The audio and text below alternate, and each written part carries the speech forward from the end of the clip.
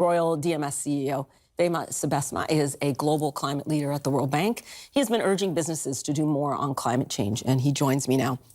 You know, beyond my apologies for my cough, but beyond that, I will try and spit the question out here. We were talking just earlier about oil prices. You and I could have been having that discussion about the old economy in the 80s and 90s. Right. Do you not feel it's kind of stark that we've been talking about this for such a long time, and yet what underpins our global economy so much is still carbon at the end of the day, pollution at the end of the day? True, and therefore we need to change.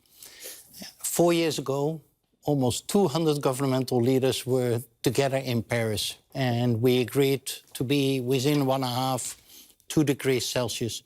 4 years later, we are already derailing from that trajectory. So there is all reason to get, as soon as possible, back on the trajectory we have agreed.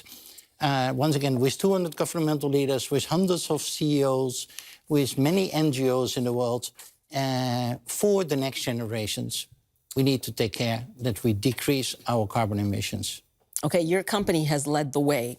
Carbon pricing should be part of this, and yet it remains controversial in so many areas. What is your recommendation from the private sector? Because we've heard so much more, not just from all of those climate protesters, but also from businesses who want to try and do the right thing. Yeah. So how to get, as soon as possible, back on track on what we agreed in Paris? In my opinion, that is putting a price on carbon. Even business itself, many of my colleagues have said, listen, if there is a price on carbon and if it is meaningful enough, that is about $30 plus. If it is meaningful price on carbon, then we anchor into our own economic system, doing well for the climate, doing well for the world. And companies will move faster. Companies will transition faster. Now, governments are saying, yeah, but will this make not a big hit on our competitiveness, our jobs, etc.? And what we did with the World Bank and the United Nations and publishing tomorrow is to show that if the price is not above 125, 150, but above 30 and in that corridor, it will not hurt competitiveness and it will give a big stimulus of making the transition faster. And I think that is what we need to do. And I don't see any reason why governments should not move fast. You know, as you've been talking, we've been showing pictures, you know, of these young climate protesters, right. This next generation. Right. I can't help but look at those pictures and say that we are failing them, and that it doesn't matter what end of the spectrum that you're on here. We have seen governments try but fail. Can we have trust that the business community can take this up where governments can't? And I ask that because we've certainly seen at a local level cities be able to try and take over. Correct. I mean, and without hyperbole, right? Because I know the UN has been trying to work with private business on this for many years now, and they've come up with a lot of studies. And yet I'm still talking to people who talk about the comeback of coal, for instance, and how we can have clean coal.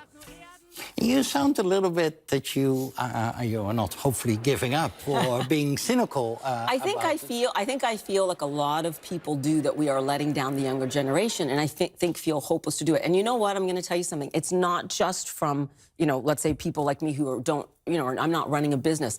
I think even where small business people are trying to do the right thing, they don't feel like they're getting that support from big business or even from their governments to be able to implement, you know, a very coherent strategy on this.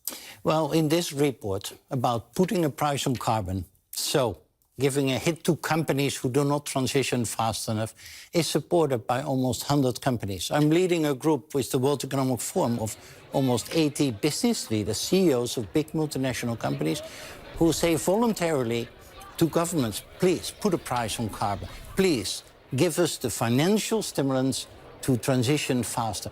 Because once there is a price on carbon, there is a reason for companies, a financial reason to move. And I think that goes a little bit faster than the moral reason. You are referring to the next generation. You're referring to our moral obligation. And I totally agree with you. There is a moral obligation for this generation, for the next one. But those who are more triggered by financial incentives than the moral obligation, putting a price on carbon goes the fastest. And if it is meaningful enough and not too high, there's no reason to escape from that. Yeah, and I guess so many companies want to do that. And at the end of the day, we need to solve this in a collaboration between business and governments. Business has the innovative tools, business has the means, Governments can set the policies. And I guess it's the issue if we can come to that happy medium when we have so many people so starkly on each side of the climate debate right